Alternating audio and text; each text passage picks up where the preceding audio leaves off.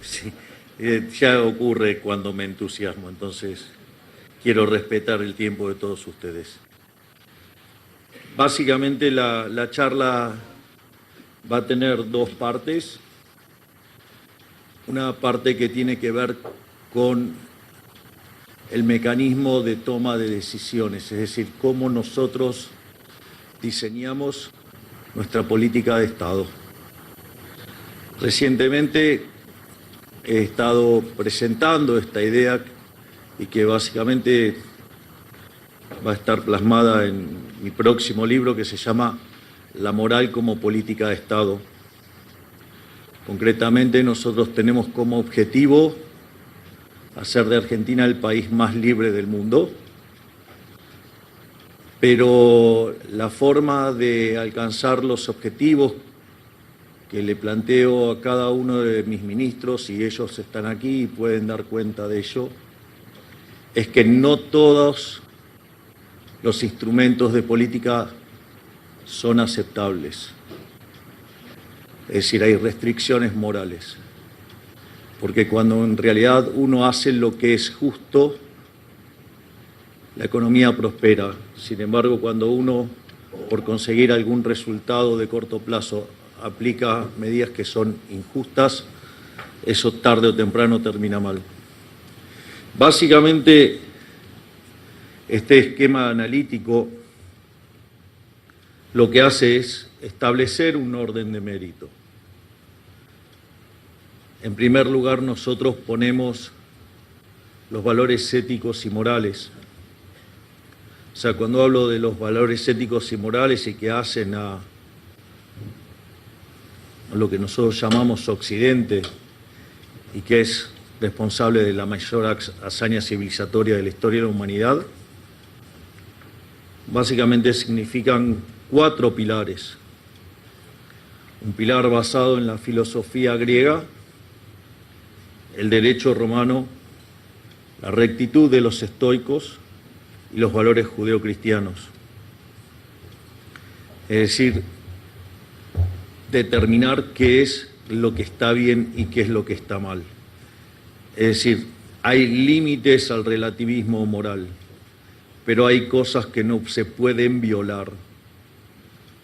Nosotros como liberales, esa barrera está dada por lo que se conocen como los derechos naturales, que es el derecho a la vida, a la libertad, y el derecho derivado de esa libertad y la propiedad sobre su propio cuerpo es la propiedad privada y los intercambios libres. Y ese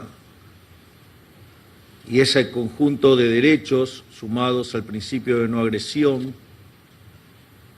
da como resultado que el sistema capitalista de libre empresa no solo que es más eficiente, sino que además ese sistema es justo. Este no es un tema menor, eso está probado en la charla que di en el mes de enero en Davos, en el punto 2 de la conferencia. Justamente lo que pruebo es que el sistema capitalista de libre empresa es más eficiente. Hay un libro maravilloso de Israel Kirzner que se llama Creatividad, Capitalismo y Justicia Distributiva, y el planteo que hace Israel Kirzner es muy bueno porque dice, si bien los socialistas modernos reconocen que el sistema capitalista es más productivo, lo tachan de injusto.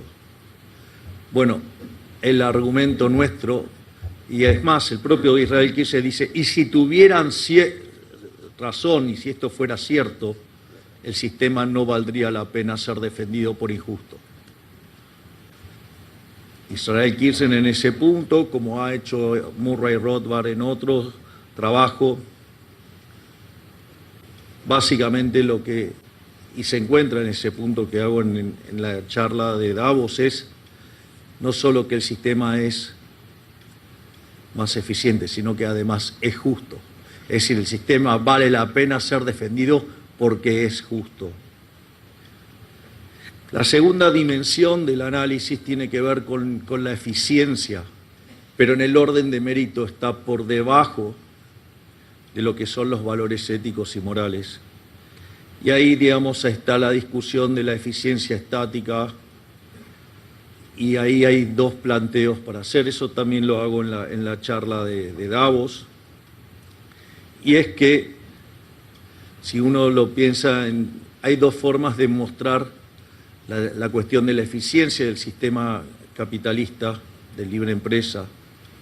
Una es la tradicional, que utiliza la teoría neoclásica, digamos, que trata de reproducir la idea de la mano invisible de Adam Smith. Digamos que en el día de ayer se cumplieron 250 años de esa obra maravillosa. Digamos, Adam Smith es alguien bastante discutido. Desde mi perspectiva, Adam Smith es a la economía lo que Gauss a la matemática, una persona que escribió 200 años adelantado a su tiempo. Pero no me voy a poner a hablar de Adam Smith porque ahí sí, digamos, o sea, se van a empezar a tirar por las ventanas. Así es que no voy a hacer eso, quédense tranquilos. Pero la visión neoclásica en equilibrio general de la optimalidad, digamos, básicamente requiere abrazar un conjunto de supuestos para conseguir una estructura matemática que no solo permita demostrar que el equilibrio existe, que es único, que es estable, sino que además, al querer demostrar que es óptimo, eso nos ata a una serie de supuestos y de estructuras matemáticas que nos lleva, voy a decirlo sin anestesia, a análisis de índole verdaderamente estúpidos, a punto tal que en algún lugar los economistas nos volvimos locos, y que cuando el modelo no mapea con la realidad, lo que haría cualquier persona, digamos, supongan que ustedes se enfrentan a un analista y traen un modelo que puede ser muy lindo estéticamente, pero no mapea la realidad.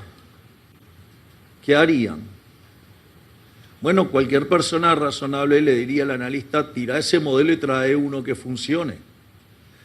No, eso para los economistas es una herejía. Es decir, en realidad, cuando la realidad no mapea con el modelo, lo llamamos fallo de mercado, y algo que verdaderamente es un disparate. Y todo deriva de que no mapea la estructura topológica con la que nosotros queremos demostrar un máximo. En ese sentido, en la parte 3 de la charla que di en Davos, básicamente repliqué la demostración que hace Hans Gemma Hoppe, que demuestra la optimalidad del equilibrio capitalista de libre empresa, pero lo hace mediante la lógica. Y al hacerlo mediante la lógica, no solo consigue el mismo resultado de optimalidad, sino que evita toda esa cuestión fantasmagórica de los fallos de mercado, que son lo que después dan lugar a las regulaciones que destruyen el crecimiento económico. Y obviamente que cuando ustedes obran acorde a valores morales, este nivel de la eficiencia económica queda mapeado, y uno puede pasar al tercer nivel analítico, que es el que suele usar la política, que es el cálculo electoralista, donde se pondera quién gana, quién pierde, se saca la cuenta en términos de votos, y así se toman las decisiones. Obviamente que desde nuestro punto de vista, digamos, cuando el mecanismo se toma desde atrás hacia adelante, que es el opuesto al que nosotros planteamos, en general suele terminar mal. Digamos, cuando la política es justa, la moral, la eficiencia y el utilitarismo políticos van de la mano. En cambio, cuando hay tensión, significa que esa política es injusta. Y si ustedes llevan a cabo una política injusta, tarde o temprano va a terminar mal. Dado este marco analítico con el que nosotros pensamos estos temas, me voy a tomar literalmente 5 minutos para explicar las recientes discusiones que hemos tenido en Argentina y que básicamente algún trasnochado quiso mostrar como que nosotros somos antiempresa. Verdaderamente algo que nunca se me hubiera ocurrido, digamos, que fuera el ataque a un liberal. Pero bueno, digamos, tenemos enfrente gente mala, pero además creativa, para el mal.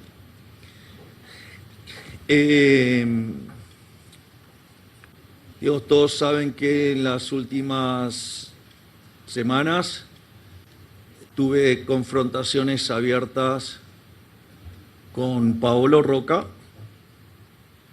con Javier Madanes Quintanilla y con el sector textil. Como nadie me puso una cara visible, digamos, no los puedo atacar de manera directa, pero sí puedo decir que los otros dos son dos empresarios prebendarios. Entonces la pregunta es, antes de todo, la pregunta es moral. Yo quisiera saber cuántos de acá están dispuestos a aceptar que se les cercene la libertad a los individuos. ¿Quiénes están en contra de que seamos libres de elegir el producto que se nos dé la gana? Parece que nadie. La otra pregunta es, ¿quiénes están a favor del robo? Veo que nadie. Dios, después no sea que Dios atacó a Roca y a Madanes. Quizás Roca, Madanes, en connivencia con políticos ladrones, atacaron a los argentinos durante muchos años, pero se terminó. Se terminó la Argentina corrupta. Porque también pregunto, ¿quién está a favor de la corrupción? Bien, es incómodo cuando uno hace estas preguntas, pero yo estoy dispuesto a hacer este debate por una Argentina mejor. Entonces ahora voy a demostrar cómo nosotros aplicamos esto a la realidad.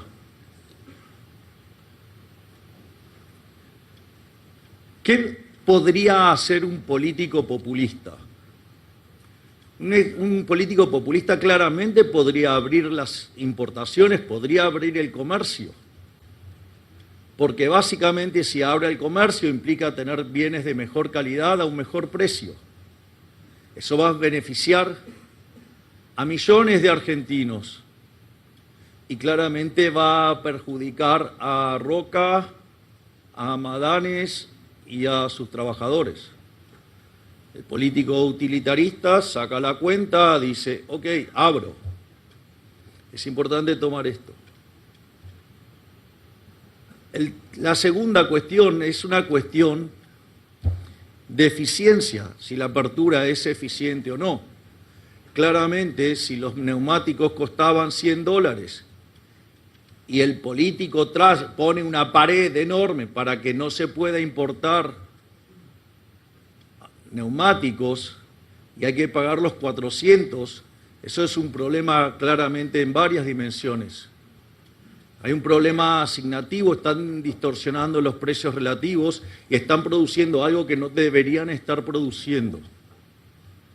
Claramente, si ustedes abren, digamos, ahora van a poder comprar a 100 y se van a estar ahorrando 300. Es cierto que ese sector va a desaparecer, va a ir a pérdida si no se reconvierte y por ende desaparece.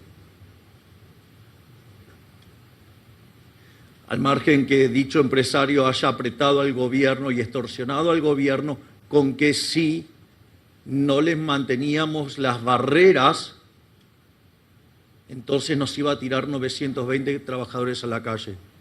Como nosotros nos dedicamos a hacer lo que es correcto,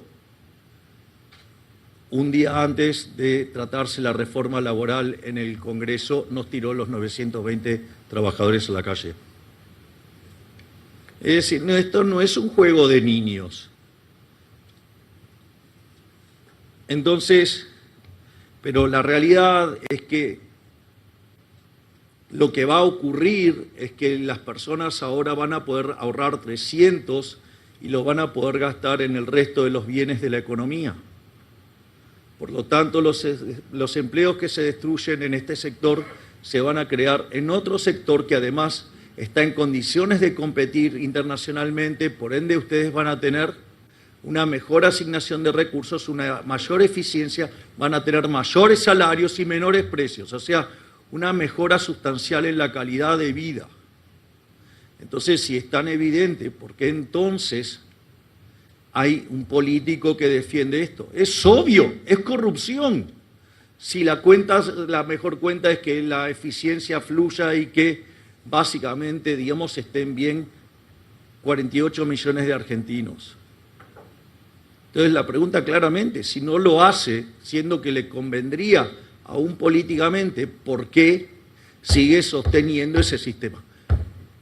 Porque sostienen la corrupción.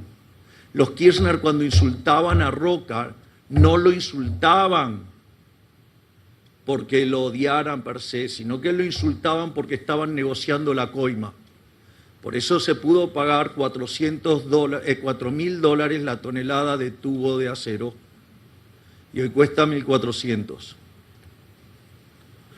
Cuando yo me peleo por el bienestar de los argentinos. Esa es la diferencia. Y obviamente uno podría tener que una política podría ser, digamos, utilitarista en lo político, eficiente en lo económico, pero aún así ser injusta, y si fuera injusta no debería ser defendida. Pero lo más interesante de esta política, que además es justa, porque si yo me gano mi dinero honestamente, perdón el slang que voy a utilizar, pero ¿quién carajo es el político para decir en qué lo puedo gastar y en qué no? Es decir, es un cercenamiento en la libertad, es no permitir que yo disponga de mi propiedad como se me da la gana. Y si la consecuencia de eso es una barrera comercial que no me permite que ese producto ingrese y termino pagando una torta de dinero, digamos $400 la rueda, cuando en realidad vale 100, eso es un robo. Y obviamente ese robo solamente puede ocurrir porque lo permite la violencia del Estado. Consecuentemente, no lo hace gratis, digamos, o acaso se creen que en el Estado hay ángeles. Descubren entonces que pueden ir asociados en saquear a una sociedad. Por eso, desde que se aplicó este modelo en la Argentina, de ser uno de los países más ricos del mundo, cuando llegamos nosotros estábamos abajo de la mitad de la tabla, camino a ser Cuba con escala en Venezuela. Yo no quiero eso para la Argentina. Pero no lo quiero básicamente porque es injusto. Entonces, si yo les devuelvo la libertad a los argentinos, que puedan disponer libremente de sus ingresos, obviamente van a asignar los recursos donde les conviene más. Entonces van a pagar los neumáticos más baratos, que darán dinero disponible y lo gastará en otros bienes, con lo cual va a haber eficiencia económica. Eso va a implicar que los salarios sean más altos porque los trabajadores van a sectores más productivos y al mismo tiempo pagan bienes más baratos, es decir, aumentan los salarios reales, aumenta el bienestar y en el medio hay menos corrupción encima, hay menos robo, hay más libertad. Y se benefician 48 millones de personas. Es decir, que esta política es justa porque básicamente está alineada con nuestros valores morales, está alineada con la eficiencia económica y está alineada con el utilitarismo político. Y ese es el criterio con el cual nosotros tomamos decisiones.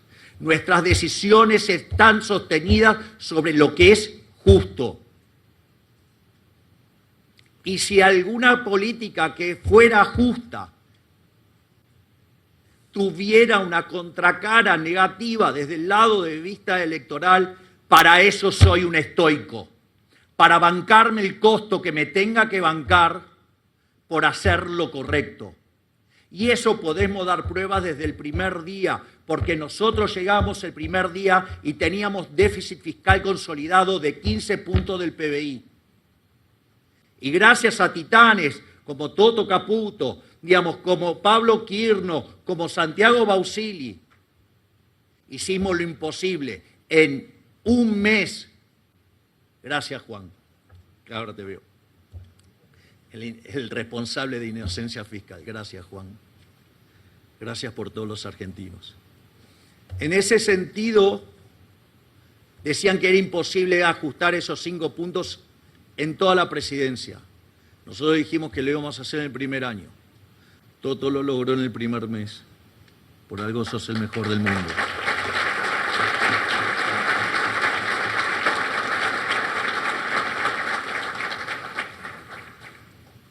Todo el mundo fingía demencia con el déficit cuasi fiscal.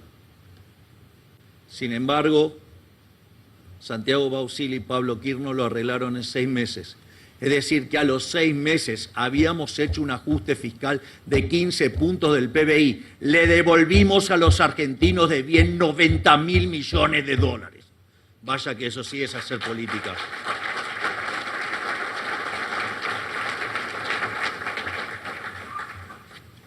Por lo tanto, ¿y qué hubiera dicho la otra parte de la biblioteca? ¿Cómo vas a ajustar así? Se te va a derrumbar la actividad económica, te van a arrasar en las elecciones, te van a destruir la popularidad. Bueno, creo que tuvimos una elección bastante exitosa. Ganamos 41 a 24 al kirchnerismo, le sacamos 17 puntos. En condiciones normales hubiera sido un triunfo en primera vuelta si hubiera sido presidencial. Por la composición de la votación ganamos la mitad de las bancas de diputados en juego, ganamos 2/3 de las bancas de senadores, le quitamos la mayoría en las 2 cámaras al peronismo y estamos pasando reformas que nunca se habían logrado en la Argentina, como la reforma laboral y como la baja en la imputabilidad. Vaya que políticamente funciona. Gracias, jefe.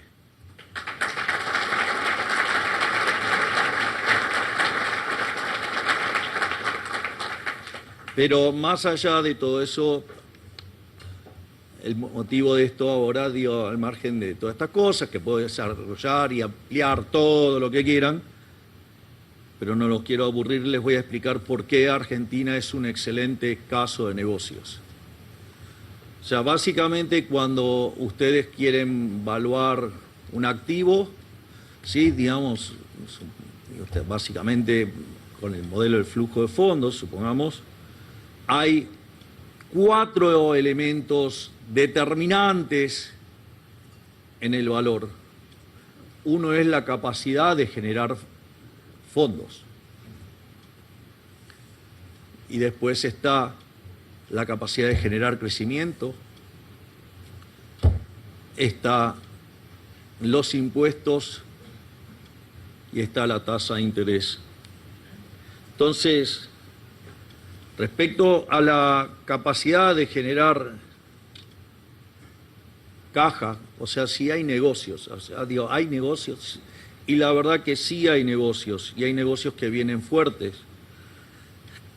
Uno de los negocios que está trabajando de manera muy fuerte, digamos, y lo veo a Marcelo, y lo veo a Alejandro, y lo veo a Horacio, que me da mucho placer verlos, es todo lo que tiene que ver con petróleo, gas y energía nuclear.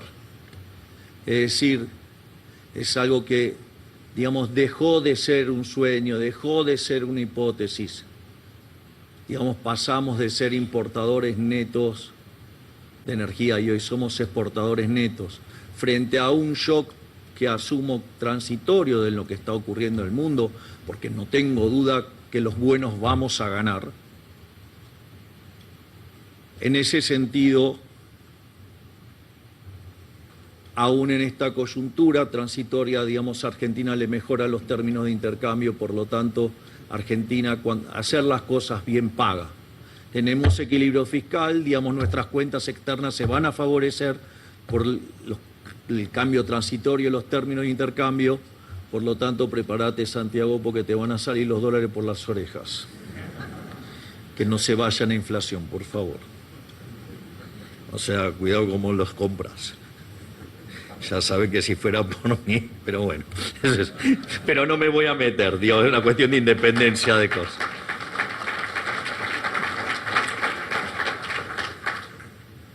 Otro sector que afortunadamente viene muy bien y que promete mucho es el caso de la minería, con proyectos de cobre, proyectos de litio, proyectos de oro, proyectos de plata, minerales raros, digamos, y obviamente uranio. Naturalmente siempre está el sector que tanto ha dado a la Argentina y sigue dando y que puede dar todavía mucho más, que es el sector agropecuario. Naturalmente lo que viene de la economía del conocimiento, los data centers, ¿sí? Y obviamente todo lo que se puede hacer en el sector financiero. Nosotros cuando llegamos, los préstamos al sector privado no financiero eran un poquito menos de 4 puntos del PBI, digamos, por lo tanto la oportunidad de negocio que hay ahí es enorme porque podríamos ir, básicamente, si nos convertimos en un país razonable, podríamos ir a 70, 80%, por lo tanto, digamos, claramente hay mucho, pero mucho para crecer. Pero además, otra cosa que señalamos, el tema de los impuestos. Es decir, la forma de atacar la propiedad privada son dos, una que es explícita, que es el cobro de impuestos, y el otro son las regulaciones. Básicamente, nosotros hicimos algo que nunca se había hecho en la historia argentina y básicamente es, bajamos impuestos por 2,5 puntos del PBI. Entre quitas de impuestos y reducciones de impuestos, le hemos devuelto a los argentinos 2,5 puntos del PBI. Es decir, no solamente que hemos hecho el ajuste sin subir impuestos, sino que además bajamos tanto el gasto que además bajamos 2,5 puntos de impuestos. Es decir, y eso también tiene una base fuertemente moral, porque el déficit fiscal es inmoral. Porque cuando ustedes tienen déficit lo van a tener que financiar. Si lo financian con deudas son impuestos futuros. Y eso es aberrantemente inmoral. Porque quiere decir que la fiesta de todos nosotros va a ser pagada por nuestros hijos, por nuestros nietos, algunos que no tienen la capacidad para poder defenderse en el voto porque no tienen la edad y otros porque ni siquiera nacieron. Es decir, nos vamos de joda y pagan nuestros nietos. Una cosa verdaderamente aberrante desde lo moral. Por otra parte, la emisión monetaria también es inmoral, porque es una falsificación y es una estafa que se manifiesta en el impuesto inflacionario y que además golpea más fuerte sobre los sectores más vulnerables. No por nada la tremenda caída en la tasa de inflación, que llegó a estar en torno de niveles del 300, y que en dinámica cuando asumimos del 1,5 diario podía haber escalado a 17.000, hoy en 32, la mayorista en 24, eso muestra que es una política pro pobre, porque en el medio sacamos a cerca de 15 millones de personas de la pobreza. Es decir, los desalmados del libre mercado bajaron la pobreza en 27 puntos porcentuales al nivel más bajo de los últimos 9 años. Vaya que funciona.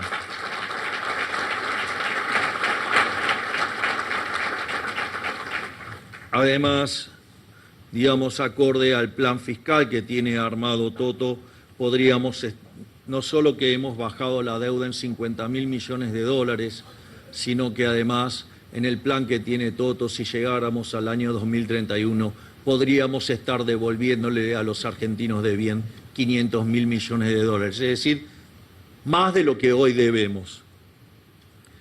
Al mismo tiempo, cuando hablamos de tasa de interés, tenemos que hablar del riesgo país. Nosotros, cuando fue la elección, el riesgo país estaba en 2.500 puntos básicos, hoy está en 550, y si uno toma el riesgo de esta administración, ya que hicimos colocaciones de deuda hasta el 2027, es decir, la voy a pagar yo. Bueno, el riesgo de esa es 220. ¿Esto qué quiere decir? Que todavía, digamos, el riesgo Cuca, ese escenario catástrofe, ese cisne negro sigue causando daño, digamos, para lo que serían las colocaciones más allá del 2027. Pero bueno, estamos haciendo todo para terminar de una vez y por todas con el populismo y en especial con el kirchnerismo. Nos fue bien en la de medio término, esperemos que nos vaya mejor en la general. A su vez, también otra cosa que también podemos mencionar es que esto va a impactar también en la tasa de crecimiento, porque si el riesgo país quedara en torno a los 550, la economía argentina crecería a tasas del 4 o 5%, mientras que si el riesgo cayera, digamos, a niveles de 220, la economía argentina podría estar creciendo al 7 u 8%, es decir, que podría estar duplicando el PBI cada, básicamente, 9 años, 10 años. El otro tema importante es que el déficit cero hace que el superávit primario cubra el pago de intereses, por ende la deuda no varía, consecuentemente la relación deuda-producto es no creciente, por ende Argentina es solvente intertemporalmente, por lo tanto tarde o temprano la tasa de interés va a bajar porque va a bajar el riesgo país, es decir, porque vamos a seguir pagando, no vamos a ceder en esa política de honrar nuestros compromisos. Hemos hecho un culto del derecho de propiedad, hemos logrado hacer una estabilización exitosa sin tener que expropiar a nadie con Plan Bonex, Corralitos o cualquiera de esas aberraciones que se hicieron en el pasado. Todo lo que hicimos lo hicimos respetando el derecho de propiedad. Y si se respeta el derecho de propiedad, las deudas se pagan.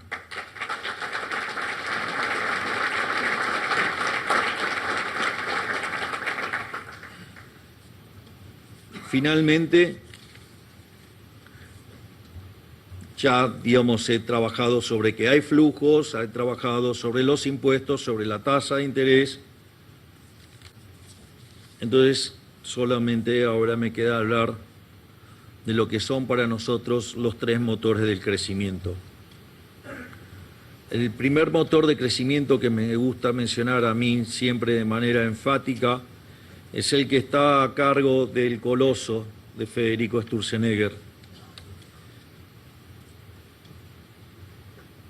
En materia de libertad económica, cuando llegamos, estábamos en el Heritage Foundation, estábamos en 146.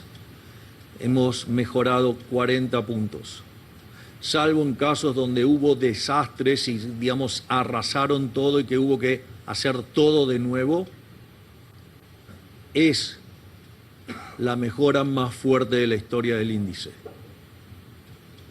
Y les voy a decir algo, no nos vamos a quedar tranquilos en el puesto 106, vamos a ir avanzando en las reformas. Hemos planteado para este año 10 reformas por ministerio, es decir, que vamos a tirar 10 paquetes de reformas por cada ministerio, es decir, 90 paquetes de reformas le vamos a llevar al Congreso para continuar haciendo más libre a la Argentina y por ende lograr que Argentina sea grande nuevamente. En este sentido también yo suelo nombrar al Ministerio de Federico como el Ministerio de los Rendimientos Crecientes. Cuando ustedes miran la historia del crecimiento económico y el PBI per cápita, en cualquier libro de crecimiento arranca con las bases de Angus Madison y lo que se llama el palo de hockey. Es decir, está, digamos, la condición natural del hombre hasta la llegada de la revolución industrial era la pobreza. Sin embargo, algo cambió y a partir de ahí apareció que el PBI per cápita se multiplicó más de 15 veces en un contexto donde la población se multiplicó por 10. Es decir, que Adam Smith con la fábrica de alfileres fue el que la vio primero. Y en ese contexto, cuando ustedes miran la estructura de la función de producción, si ustedes trabajan con rendimientos constantes a escala, eso lo que hace es que ustedes no puedan generar crecimiento. Ahora, si ustedes tienen rendimientos crecientes, eso un neoclásico lo llamará estructura no convexa, digamos, o en términos coloquiales, alguna estructura de mercado concentrada, el más polar sería el monopolio. ¿Y qué se le ocurre al político? Regular. Cuando regula, mata los rendimientos crecientes. Y cuando mata los rendimientos crecientes, mata el crecimiento económico. ¿Quieren ver un ejemplo? Miren Europa, hiperrecontra regulada hasta la médula. Es imposible que crezca. Y vaya todos los problemas que están teniendo como consecuencia de ello. Y creen que algunos de ellos, no te rías vos, no te rías. Eso hace que la solución que proponen es peor todavía que lo que hay. Así que nosotros en la dirección opuesta, entonces decidimos desregular, decidimos liberar rendimientos crecientes y eso, digamos, tiene una fuerte contrapartida en términos de crecimiento económico. Claro, pero una cosa es decirlo, pero el señor que está acá hizo 15.000 desregulaciones. Gracias, Federico.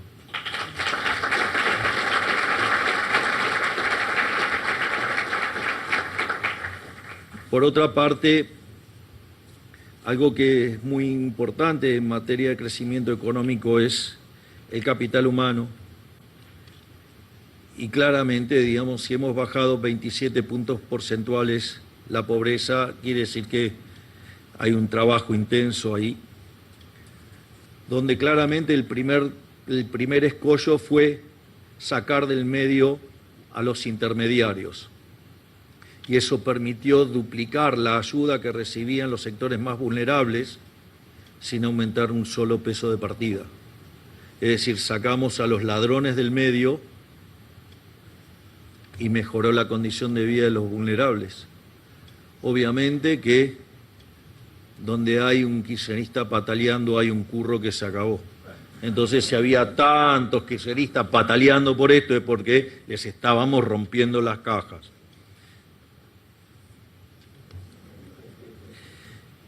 El Ministerio de Capital Humano lo que trata de hacer es vincular el tema de niñez y familia, entendiendo que la primera formación es la familia. Obviamente que esto tiene que estar complementado con el trabajo que se hace desde salud. Gracias, Mario, que estás acá. Y obviamente que cuando uno, digamos, el niño recibe la contención que corresponde en el seno familiar y además tiene salud, eso permite que ingrese al sistema educativo y pueda formarse de la manera correcta para poder desempeñarse bien. Y obviamente, una vez que se termina el proceso de educación, se pasa a la inserción laboral. Por eso también es tan importante la ley de modernización laboral. Digo, primero porque está claro que la anterior no funcionaba, les rompe los ojos. Digo, no sé, pueden hacer la discusión teórica que se le dé la gana, no sé, el papel resiste cualquier estupidez. Pero la verdad es que la mitad del mercado estaba en el segmento informal. ¿Qué parte no se entiende? Que eso no funcionaba. Pero además dejaba afuera a los jóvenes, es decir, por eso, digamos, además, la anatomía del desempleo. Entonces, una parte importante es la ley de modernización laboral para que a aquellos que culminan su proceso de aprendizaje básico puedan insertarse en el mercado laboral, y para aquellos que están fuera del mercado laboral también puedan ingresar en el mercado laboral. Y también es muy importante porque si nosotros estamos tanto generando reformas y promoviendo el progreso tecnológico, bueno, les voy a decir algo, el progreso tecnológico no es óptimo de Pareto, por eso detesto el óptimo de Pareto. Prefiero quedarme con el progreso tecnológico y no con un problema de estructura matemática en la cabeza de un economista. Porque claramente, digamos, el día que Edison inventó la lamparita, ¿sabe qué? Bueno, digamos, los fabricantes de velas no estaban muy contentos. Pero, digamos, no estamos iluminándonos con velas, no llegamos hasta acá arriba con las velas, ¿eh? Así es que me parece que esta reunión da muestra de que no somos partidarios de las velas, sino que, digamos, nos gustan todos estos progresos tecnológicos. Y obviamente eso requiere que los recursos se reasignen. Entonces la única forma para que ustedes esto no se manifieste en un problema, necesitan que el mercado laboral sea flexible, tal que permita reasignar los recursos rápidamente y de esa manera se minimice el dolor social cuando se produce algún cambio que produce reasignaciones de recursos. Que además, digamos, sería transitorio, digamos, dada la mejora. Y el otro tema es el de la apertura. Obviamente que aquellos países que son más abiertos tienen un PBI per cápita 9 veces más grande. Y Argentina es, dado su nivel de ingreso, el país más cerrado del mundo. El coeficiente de apertura de Argentina es de 28%, cuando, dado el ingreso que tiene, debería ser 93%. ¿De qué apertura indiscriminada me hablan? Cuando hablan de apertura indiscriminada, son una manga de... Bueno, pónganle en el subtítulo, yo lo pienso y ustedes se lo imaginan, que están reclamando por cazar en el zoológico. Es decir, no hay que darle tiempo. Sí, el argumento de la industria infante, el infante tiene 80 años, más tiempo. Pero esto solamente pudo ser sostenido porque del otro lado estaba el aparato represivo del Estado. Y me temo que eso no lo hicieron gratis, porque lo que les convenía era abrir la economía y eso hubiera generado más bienestar y más votos, y sin embargo no lo hacían, con lo cual el principio de revelación dice que aquellos que defienden la industria nacional son unos chorros.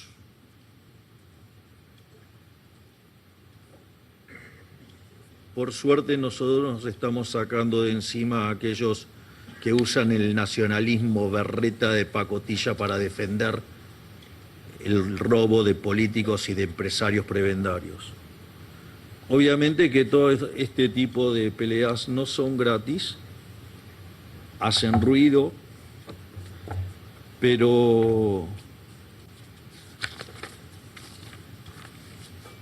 como el estoico que soy, estoy dispuesto a soportar operaciones, presiones, difamaciones, pero no voy a ceder en hacer grande la Argentina nuevamente.